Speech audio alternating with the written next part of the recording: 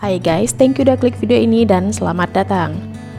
Kali ini aku mau ngebahas kasus tentang anak hilang dan tahu-tahu ketika ditemukan, anak yang berusia 11 tahun ini telah meninggal dunia. Nah, yang penasaran tentang kisahnya? Mari merapat, kita ngegibah. Pada hari Minggu tanggal 1 Februari 2004, di Sarasota, Florida, Carly Jane Brascia yang berusia 11 tahun sedang dalam perjalanan pulang ke rumahnya sehabis menginap di rumah temannya. Pada saat itu waktu menunjukkan pukul 6.15 sore. Ayah tirinya Steve Kensler pergi untuk menjemputnya setelah diberitahu oleh orang tua temannya kalau Carly udah pulang sendirian jalan kaki. Tapi Steve tidak menemukan Carly di sepanjang jalan. Akhirnya Steve dan istrinya melaporkan ke polisi atas kehilangan anak mereka setelah setengah jam mencari dan menunggu kepulangan anaknya. Setelah laporan diterima, polisi memutuskan untuk memulai pencarian Carly menggunakan anjing pelacak, yang dimulai dari rumah temannya hingga anjing pelacak berhenti di tempat pencucian mobil yang tidak jauh dari rumah Carly. Anjing berhenti dan tidak meneruskan pencarian. Polisi akhirnya meminta rekaman CCTV untuk dicek dan Carly ditemukan tertangkap kamera CCTV di pencucian mobil itu. Dari rekaman menunjukkan Carly berbincang dengan seorang pria yang kemudian meraih lengannya dan membawanya ke mobil station wagon berwarna kuning yang terparkir di belakang tempat pencucian mobil dan terlihat di kamera lain. Video itu ditayangkan secara nasional agar dapat menangkap penculiknya. Carly Jane Brascia lahir pada tanggal 16 Maret 1992. Ia tinggal bersama ibu dan ayah tirinya di Sarasota, Florida. Ia punya 2 orang saudara tiri yang menyayanginya. Ia dikenal dengan gadis yang baik. Ia juga suka memberikan pelukan kepada temannya ketika bertemu dan berpisah.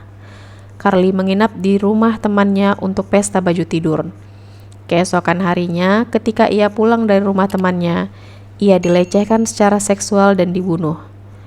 Dia dilaporkan hilang oleh orang tuanya dalam waktu setengah jam setelah ia menghilang. Beberapa hari kemudian, FBI dan NASA bergabung untuk meneliti rekaman video CCTV untuk memperjelas gambar rekamannya. Dan tidak sia-sia, 2 informan menelpon polisi dan mereka menginfokan bahwa mereka mengenali sosok itu dengan nama Joseph P. Smith. Tetapi pada saat itu Smith sudah ditahan karena tanggal 3 Februari, Smith melakukan pelanggaran pembebasan bersyarat.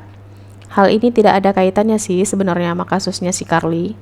Dan ketika Smith dimintai keterangan oleh polisi, ia menolak untuk berbicara dengan penyidik tentang penculikan Carly. Setelah 2 hari di tanggal 5 Februari 2004, dan dengan negosiasi panjang antara penyidik dan Smith, akhirnya penyidik membeberkan semua bukti tentang mobil yang digunakan Smith untuk membawa Carly telah ditemukan di kontrakan tempat tinggalnya, dan mobil itu kepunyaan pemilik kontrakan yang mengaku kalau pada tanggal 1 Februari itu Smith emang minjam mobilnya. Polisi meminta izin untuk melakukan pengecekan pada mobil station wagon itu, dan ternyata ditemukan rambut Carly di dalamnya. Bukti lain bahwa di kamera CCTV tertangkap tato dari pria yang menarik tangan Carly.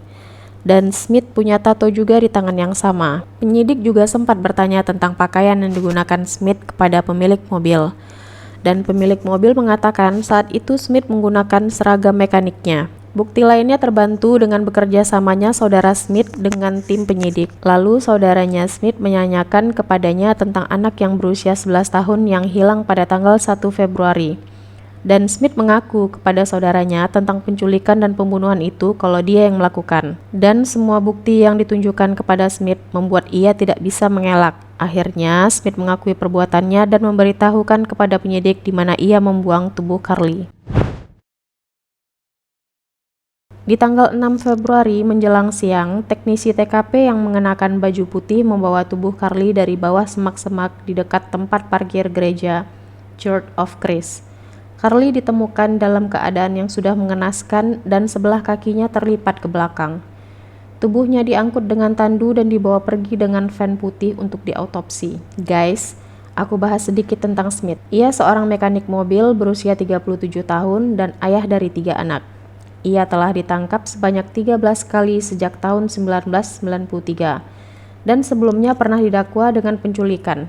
Dan ia ditangkap karena melanggar aturan tahanan dalam kota. Awalnya Smith hanya ditangkap karena melanggar aturan hukum, secara otomatis ia akhirnya ditahan sebagai tersangka utama dalam pembunuhan Carly. Pada 20 Februari, Smith didakwa atas tuduhan pembunuhan tingkat pertama. Selama persidangan, juri melihat rekaman video pencurian mobil dan mendengar kesaksian dari para saksi yang mengatakan mereka mengenali Smith ketika mereka melihat video di televisi. Video tersebut memperlihatkan tato di lengan Smith, lalu bukti lainnya ditemukannya sperma yang teridentifikasi pada pakaian Carly itu cocok dengan DNA-nya Smith. Juri juga mendengarkan kesaksian dari saudaranya Smith ketika di persidangan. Smith mengakui perbuatannya kepada Carly ketika ia mengunjungi Smith di tahanan. Ia mengatakan bahwa ia melakukan hubungan seks yang kasar. Ia memperkosa Carly sambil dicekik. Carly diseret dari mobil dan diperkosa berkali-kali sebelum akhirnya ia dibunuh dan ditinggalkan di tempat parkir gereja yang letaknya hanya beberapa mil dari rumahnya.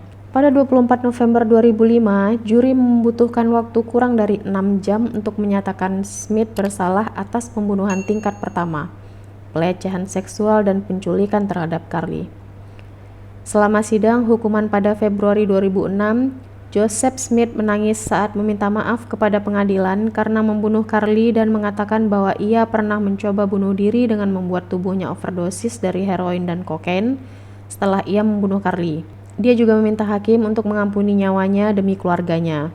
Hakim pengadilan sirkuit Andrew Owens menghukum mati Smith dengan suntikan mematikan atas pembunuhan Carly dan hukuman penjara seumur hidup tanpa kemungkinan pembebasan bersyarat atas penyerangan dan penculikan. Owen berkata sebelum menjatuhkan hukuman, Carly mengalami trauma yang tak terkatakan, yang dimulai pada saat penculikan. Bayangan terdakwa yang menarik lengannya dan membawanya pergi tidak akan selamanya terukir di benak kita. Selama pelecehan seksual dan fisik yang dialami Carly yang berusia 11 tahun, tidak ada keraguan bahwa ia sadar dan sulit untuk bertahan hidup. Kematiannya tanpa disadari dan tanpa belas kasihan diperhitungkan untuk direncanakan sebelumnya. Pada tanggal 18 Juli 2017, Hakim Pengadilan Negeri Charles Robert membatalkan hukuman mati Smith berdasarkan keputusan Mahkamah Agung Amerika Serikat tahun 2016. Tapi jika 10 juri memberi suara untuk hukuman mati, maka hukuman itu bisa dijalankan. Akhirnya kasus ini jadi ngambang, guys. Karena juri hanya 8 orang yang setuju Smith dihukum mati. Sidang hukuman baru dijadwalkan lagi pada Oktober 2019. Tetapi berbulan-bulan sebelum sidang, penundaan diminta oleh jaksa dan pembela. Tapi akhirnya Mahkamah Agung Florida mengembalikan hukuman matinya pada April 2020. Ayah kandung Carly Bracia, yaitu Joe Bracia, dengan sedih berterima kasih kepada semua orang dan penegak hukum dalam upaya menemukan putrinya. Dia juga berterima kasih kepada komunitas yang begitu terlibat membela Carly Bracia. Ibu kandung Carly jadi stres setelah kehilangan anaknya. Bahkan kabar terbaru mengatakan ia ditemukan meninggal diduga karena overdosis pada tanggal 10 April 2017 pada usia 47 tahun. Ayah tiri Carly, yaitu Stephen Kensler, dan beberapa temannya berkumpul di tepi properti gereja pada Jumat pagi. Mereka berlutut dalam lingkaran doa. Rod Meyers, pendeta gereja, mengatakan kelompok belajar Alkitab bertemu di sana Rabu malam, tetapi tidak ada yang melihat mayat itu karena hari sudah gelap. Kami semua kesal karenanya, dan kami semua merasa tidak berdaya saat hal itu terjadi. Di halaman depan rumah Carly dihiasi dengan spanduk dan poster bertuliskan, "Kami mencintaimu, Carly." Sekelompok kecil pendukung yang mengikuti kasus Carly Bracia bergandengan tangan dan menundukkan kepala dalam doa. Keluarga Carly, yaitu saudara tirinya yang berusia 6 tahun dan 10 tahun, ikut menundukkan kepala dalam doa. Guys, kalian bisa ambil hikmah dari kejadian Carly Bracia. Kejahatan bisa terjadi di mana aja dan kapan aja. Tetap waspada terhadap orang yang tidak dikenal dan jaga keluarga kalian. Thanks for watching. See you in the next video. Bye-bye.